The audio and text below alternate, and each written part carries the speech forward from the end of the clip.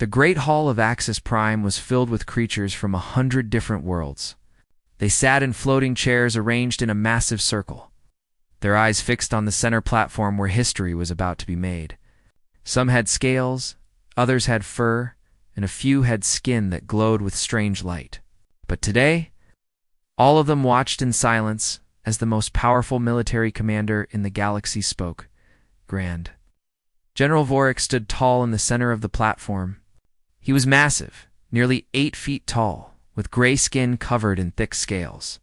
4 muscular arms hung at his sides, each one capable of crushing stone. His yellow eyes burned with pride and contempt as he looked around the hall. "Members of the Galactic Council," Vorik said, his deep voice echoing through the chamber. "I come before you today to speak about the newest members of our great federation. The species called humanity." He paused and let the word hang in the air like something dirty. "For 50 years, we have watched them. We have studied their history.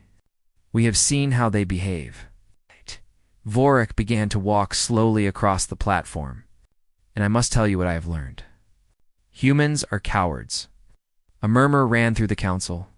The human delegation sat in a small section near the back. There were only 5 of them, led by a woman with short gray hair and a face that showed nothing.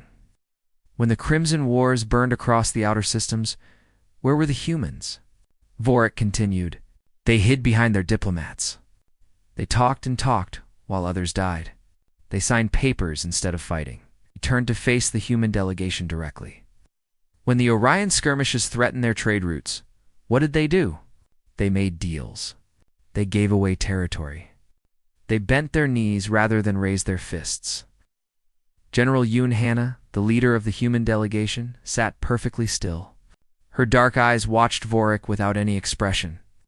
"But the greatest proof of human cowardice came just 2 years ago," Vorik said, and now his voice grew louder. "On the planet you called Kepler-2 to be, a human colony existed. 12,000 of your people lived there. Farmers, workers, families." He smiled, showing rows of sharp teeth. "My ships came to that world. My soldiers landed on that soil. And in one night, we burned it all. Every building, every field. Every single human on that planet died screaming." The hall was completely silent now. And what did Earth do? Vorik spread all 4 of his arms wide. Nothing. They sent diplomats. They wrote complaints. They asked the council for justice. He laughed, a harsh and ugly sound. They did not send a single ship. Not one soldier. Not one weapon. He pointed at the human delegation. "You are not warriors. You are prey animals, pretending to be predators. You dress in military uniforms, but you have no stomach for blood. You speak of peace because you are too afraid to speak of war." Sub-Commander Talus, Vorik's second-in-command, stepped forward with a scroll made of strange metal. "Therefore," Vorik announced, "the Helix Dominion formally challenges Earth to the right of Krovos. This is our most sacred combat trial. A battle of champions. Send your greatest army to our homeworld. We will send ours. Let the galaxy witness once and for all that humanity does not deserve a place among the stars." He crossed his arms and stared at the humans with complete confidence. "But I already know your answer. You will refuse. You will make excuses. You will prove to everyone that humans are exactly what I say you are. Cowards." The council members began to whisper among themselves. Everyone expected the same thing. Humanity would decline. They would offer negotiations. They would try to find a peaceful solution. It was what they always did. General Yoon Hannah stood up slowly. The whispers stopped. She was not a large woman. Compared to Vorik, she looked small and fragile. Her gray hair was cut short, and she wore a simple black uniform with no medals or decorations. But something in her eyes made the nearest council members lean away from her. "General Vorik," she said. Her voice was calm and quiet, but it carried through the entire hall. "You speak of Kepler-2 to be. You speak of our people. You seem very proud of what you did there." "I am," Vorik said. "It was a glorious victory." "You killed farmers," Hannah said. "You killed children. You burned hospitals and schools. And yes, we did not send warships. We did not bomb your worlds in return. She began to walk toward the center platform, her footsteps echoing in the silence. You think this makes us weak? You think our choice for peace means we cannot fight? She stopped at the edge of the platform and looked up at the massive alien general. You are wrong, Aloric laughed. Then accept our challenge. Send your armies. Let us see this fighting spirit you claim to have. We accept, Hannah said. The council erupted in surprised shouts and gasps. Voric's laughter died. You accept? Yes. The right of Crovus. Your army against ours. We accept. For a moment, something like respect flickered in Voric's eyes. Good. Then prepare your forces. How many ships will you send? How many soldiers? Hannah smiled. It was a small smile, cold and knowing. We will send 1 soldier. The hall exploded with noise. Alien delegates shouted in confusion. Council members demanded explanations. Voric stared at the human woman as if she had lost her mind. He finally said, 1 soldier against my Iron Legion? Against 10,000 of my finest warriors. 1. Voric laughed again, but this time there was uncertainty in it. Then humanity chooses extinction. 1 soldier will die in seconds. Hannah turned and began walking back to her delegation. She spoke over her shoulder, her words cutting through the noise of the hall. You misunderstand, General. We are not sending 1 soldier because we are weak. We are sending 1 soldier because we are being merciful. She stopped and looked back at him. Merciful to you. Then she walked out of the hall, leaving behind a room full of confused aliens and 1 very uncertain general. Deep beneath Mount Beekdew, in a place that did not exist on any map, a man sat alone in a cold metal room. The walls were gray. The floor was gray. The single light above his head buzzed quietly. He had been waiting for 3 hours, but he did not seem to mind. He was used to waiting. His name was Kong Seoek, and he was 38 years old. He was not a large man. His height was average, his build was lean, and his face was weathered from years of hard living. He wore simple military clothes with no special markings. If you saw him on the street, you would not look twice. He looked like an ordinary man, maybe a factory worker or a farmer. He was not ordinary. The door opened, and a woman in a white coat walked in. Her name was Dr. Choi Mina. She had spent 15 years working on the project that had created the man sitting before her. She carried a tablet computer and a folder full of papers. Corporal Kang, she said, the council has approved the mission. You leave tomorrow. Seok nodded slowly. How long is the journey? 6 days. The trial begins on the 7th day after your arrival. And I will fight alone. Yes. Mina sat down across from him. 10,000 soldiers. The Iron Legion. They are the best fighters the Helix Dominion has. Each one is 7 feet tall and trained from birth to kill. Seok's expression did not change. What weapons will I have? Mina looked at her tablet. You requested a combat knife and a canteen of water. The council tried to give you more, but you refused. I do not need more. Through a window high on the wall, General Yoon Hannah watched the conversation. Captain Park Woo stood beside her, looking nervous. General Woo said quietly, Are we really sending him alone? 1 man against an army? This seems impossible. Hannah did not take her eyes off Seok. Captain, do you know about Project Hedda? Only rumors. Some kind of super soldier program. For 30 years, we have studied every warrior species in the galaxy. The Dominion's strength, the Velk's speed, the Krath's ability to ignore pain. We have taken the best from all of them and put it into human soldiers. Hannah finally turned to look at Wu. Corporal Kong has been enhanced with all of these abilities. His muscles are 3 times stronger than normal. His reaction time is faster than any known species. His body can heal wounds that would kill ordinary men. Then he is a super soldier, Wu said. No, Hannah shook her head. The enhancements are just tools. They make him dangerous, but they are not what makes him deadly. Then what does? Hannah looked back at the window. What was already inside him before we enhanced anything? Ow. In the room below, Mina was showing MEO images on her tablet. There were pictures of alien soldiers, maps of the arena, information about the enemy. The pit of Krovos is a massive arena, Mina explained. Open ground with some rocks and barriers. No places to hide for long. The Dominion soldiers will try to surround you immediately. I understand. You will be fighting for hours, maybe days. We have supplies that can keep you going, but the strain on your body will be extreme. Esiok reached into his pocket and pulled out a small photograph. It was worn and creased from being held too many times. The picture showed a little girl, maybe 6 years old, with a bright smile and hair tied in 2 ponytails.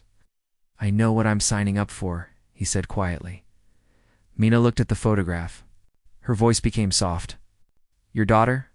Her name was Yuna. She was 6 years old. Siok stared at the picture. She loved to draw. She wanted to be an artist when she grew up. Every night she would show me her pictures. Flowers, animals, our house. She drew a picture of me once. I still have it. He put the photograph away. She was on Kepler-2 to be with her mother. I was on a mission when the Dominion attacked. By the time I got there, the colony was gone. Just fire and smoke and bodies. Mina was silent for a long moment. Corporal, the records show that you survived for 3 days in the ruins after the attack. They say you killed 47 Dominion soldiers before extraction came. 49, SEOC corrected quietly. They miscounted. How did you do it? You were injured. You had no weapons, no support. Siok looked up at her with empty eyes. They took my daughter from me. They took my wife. They took everything. His voice was flat, without emotion. I found broken pieces of metal in the rubble. I made knives. I found their patrol routes. I waited in the dark. And every time one of them came close enough, I killed him. For 3 days. Without rest, I did not need rest. I needed them dead. Mina stared at him for a long moment. Now she understood why the council had chosen this man. It was not because of his enhancements.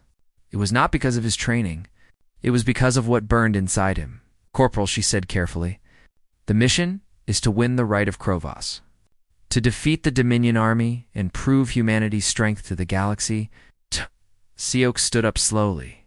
He was not tall, but suddenly he seemed to fill the room. Dr. Choi, I understand the mission. I will fight their army.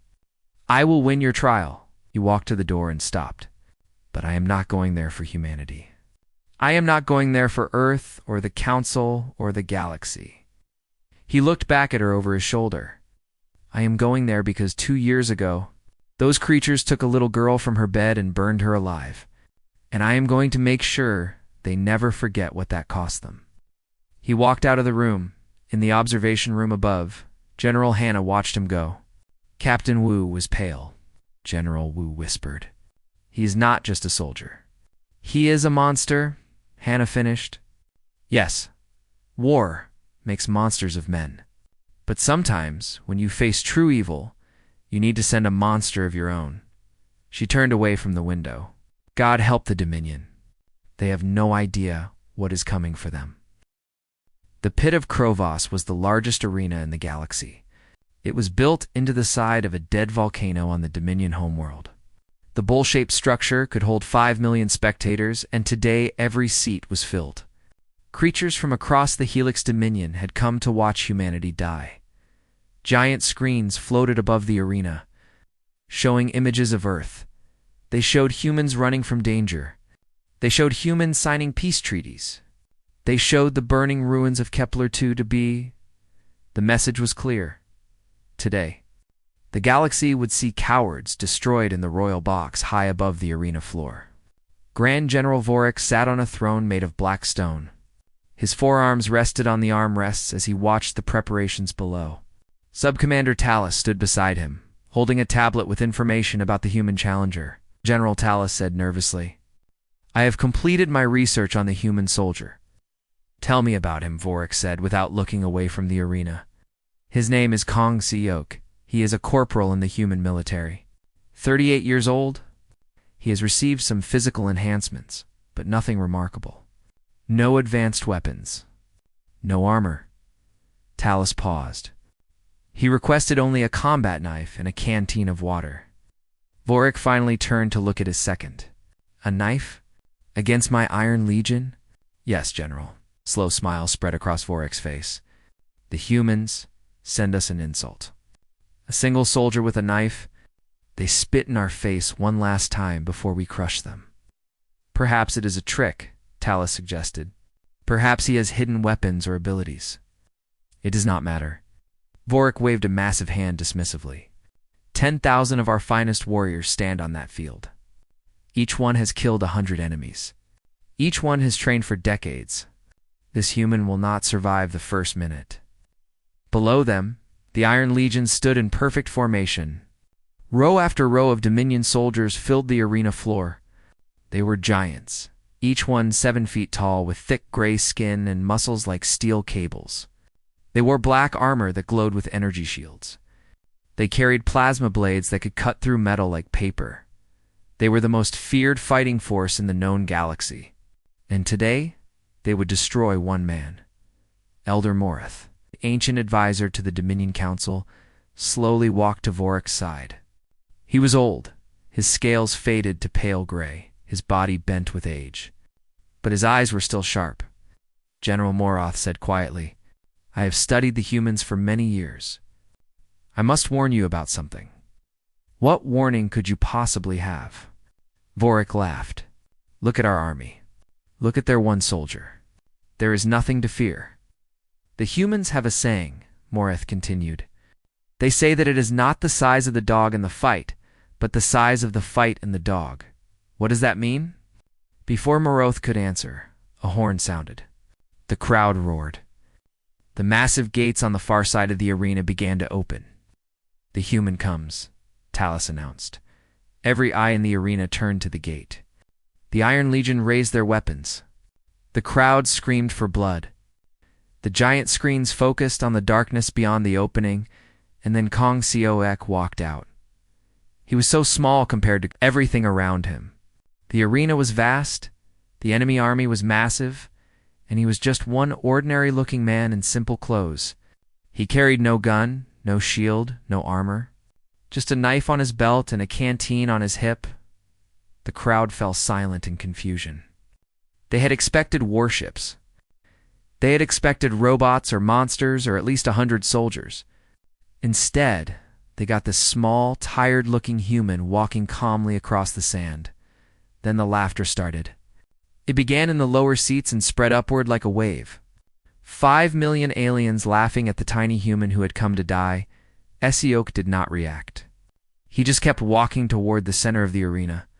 His eyes moved slowly across the enemy army, counting, measuring, planning. His face showed nothing.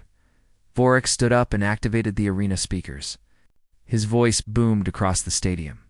Human. Is this all your species can offer? One man, one knife. He spread his arms wide. Where is your army? Where are your weapons? Has Earth truly sent you here to die alone? COA stopped in the center of the arena. He was surrounded on all sides by enemies. 10,000 soldiers stood ready to tear him apart. He looked up at the royal box where Vorik stood. 2 years ago, Seoek said. His voice was quiet, but the microphones carried it to every corner of the arena. Your soldiers came to a planet called Kepler 2 to be a human colony. Crowd grew quiet again. 12,000 people lived. They're farmers, teachers, doctors, children. Seoek's voice was steady, without emotion. Your soldiers killed them all. They burned everything. They did not spare anyone. Vorik's smile faded slightly. A glorious victory. My daughter was there. Seoek pulled the worn photograph from his pocket and looked at it one last time. Her name was Yuna. She was 6 years old. She liked to draw flowers. He put the photograph away. I am not here to fight your army, General. I am not here to prove anything to the galaxy. He looked up at Vorik with eyes that held no fear, no anger, nothing but cold emptiness. I am here to show you what happens when you make a human truly angry. Vorik felt something strange in his chest. For just a moment, looking into those empty human eyes, He felt something he had not felt in decades. He felt doubt, but he pushed it away. This was ridiculous. 1 human against 10,000. It was impossible. Kill him, Vorik ordered. The horn of Krovis sounded. The Iron Legion charged. 10,000 soldiers ran toward one man. The ground shook. The crowd screamed. Death was coming from all directions. Siok closed his eyes. He breathed in slowly. He remembered his daughter's smile. He remembered her drawings. He remembered holding her tiny hand. Then he opened his eyes, and he started running toward the army. The first soldier to reach Siokwe was a young warrior named Drex. He was fast and strong, and had killed 30 enemies in his career. He swung his plasma blade at the human's head with perfect form. He missed. Siok was no longer there. He had dropped low, sliding under the swing, and his knife had already found the gap between Drex's armor plates. The young warrior fell without understanding what had happened. The soldiers behind Drex stumbled over his body. Sioki was already moving, taking the dead warrior's plasma blade in one hand while keeping his knife in the other. 2 more soldiers came at him from the sides. They died in less than a second. The cameras broadcasting to the galaxy captured everything. Billions of creatures watched as something impossible began to happen. Siok did not fight like any warrior the Dominion had ever seen. He did not stand and trade blows like an honorable soldier. He moved like water, flowing around attacks, slipping through gaps in their formation. When they tried to surround him, he was already behind them. When they formed defensive lines, he was already cutting through them in the first 10 minutes. 100 soldiers died. Sub-Commander Talus watched his tablet with growing horror. General, our casualties are rising. 100 dead. 150. 200. Vorik stood at the edge of his box, gripping the railing with all 4 hands. Impossible. He is just 1 human. But the evidence was before his eyes. The Iron Legion was the greatest fighting force in the galaxy, and they could not stop 1 man. Every time they thought they had him cornered, he slipped away.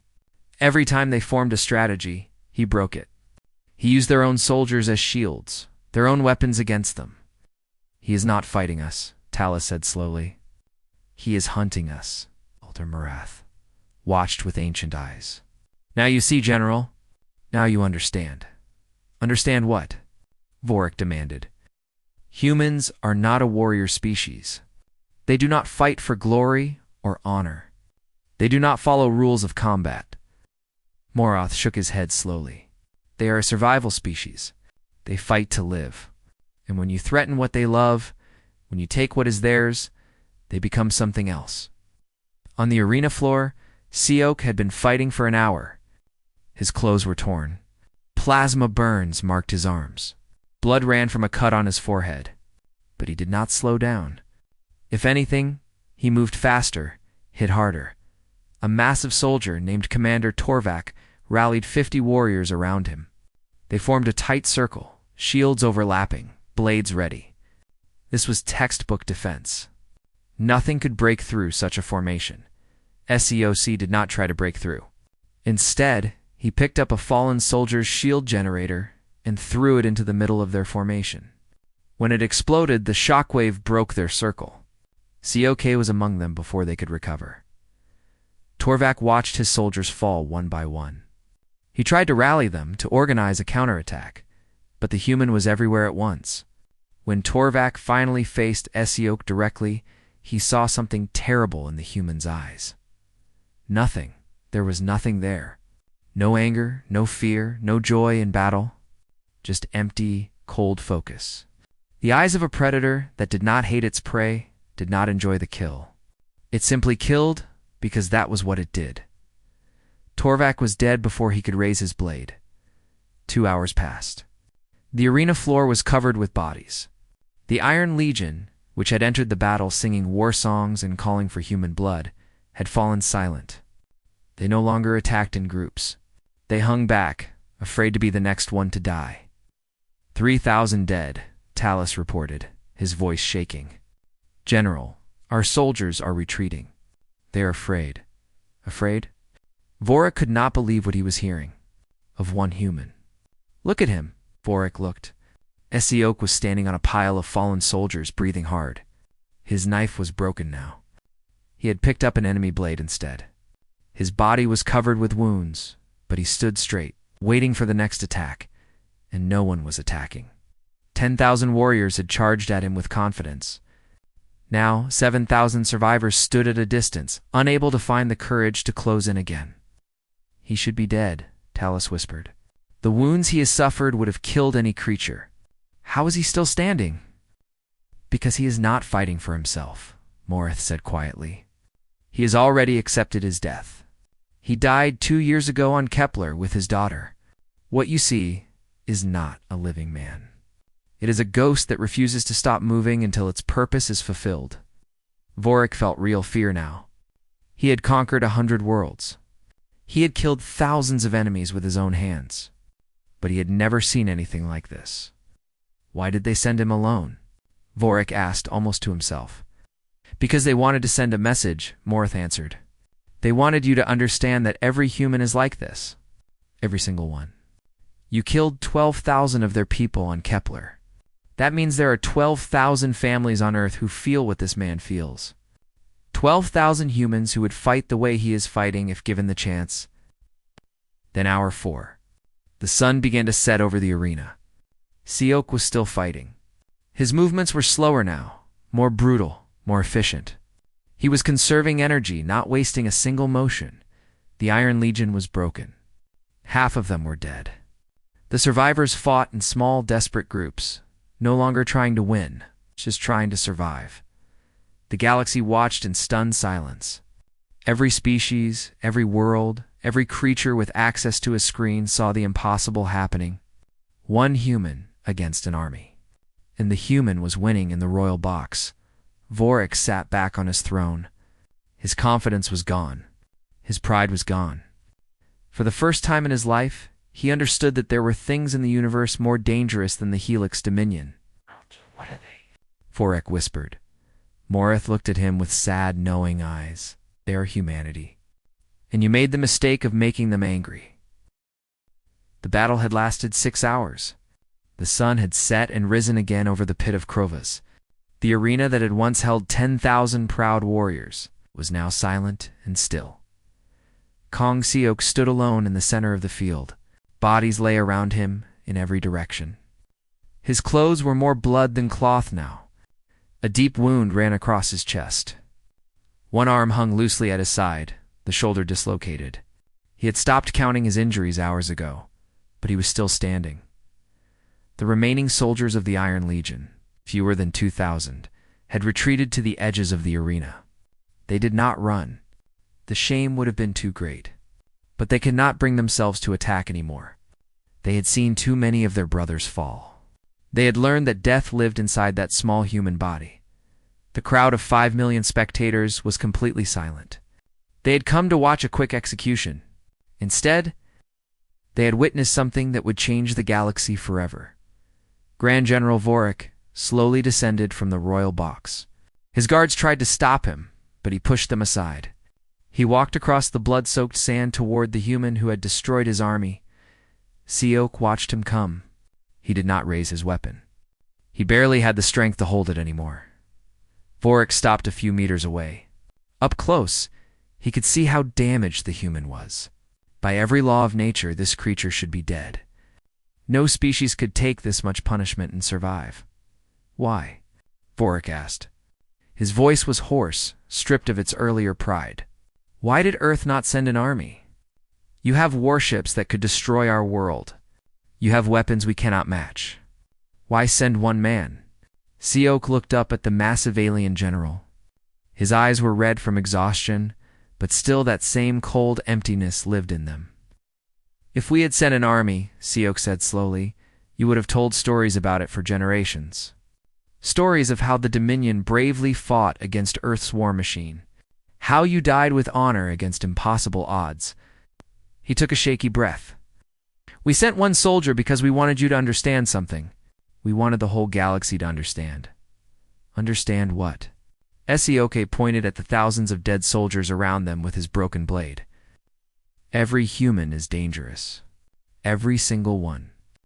You killed 12,000 of us on Kepler, farmers, teachers, children. His voice grew stronger despite his wounds. That means there are 12,000 people on Earth who lost someone they loved. 12,000 people who feel what I feel. 12,000 people who would fight the way I fought if you gave them a reason. Vorik stared at the carnage around him. His entire life, he had believed that strength came from size, from numbers, from weapons. Now he understood that true strength came from something else entirely. You called us cowards, Sio continued. You mocked us for choosing peace. You thought our diplomacy was weakness? He took a step toward Vorik. The great general, conqueror of 100 worlds, took a step back. We choose peace because we know what we become when we do not choose it. We choose diplomacy because we know the alternative. Siok gestured at the field of the dead. This is what happens when you force us to fight. And I am just one tired old soldier who has already lost everything. Imagine what would happen if you truly made us angry. Imagine what would happen if you gave 10 billion humans a reason to stop being peaceful. Vorik felt something he had not felt since childhood. Fear. Real, deep, primal fear. What are you? He whispered. Siok's legs finally gave out. He dropped to his knees in the sand. His weapon fell from his hand. He had nothing left. Every drop of strength had been spent. But even kneeling, even dying, he looked up at Vorik with those empty eyes. We are humanity. We are what happens when evolution decides that survival matters more than anything else. We are the species that looked at extinction and said, not today. We have been saying it for 300,000 years. Through ice ages, through plagues, through wars and disasters and everything else the universe has thrown at us, he coughed blood, but kept speaking. We are still here, and we will still be here long after the Helix Dominion is forgotten. Then Kong Cok collapsed onto the sand. The arena was silent for a long moment. Then, slowly Vorik raised his hand. Medical teams rushed forward. Human and Dominion doctors worked together to keep the broken soldier alive. 3 months later, the Helix Dominion formally surrendered all claims against Earth and its colonies. They paid reparations for the massacre on Kepler 2b.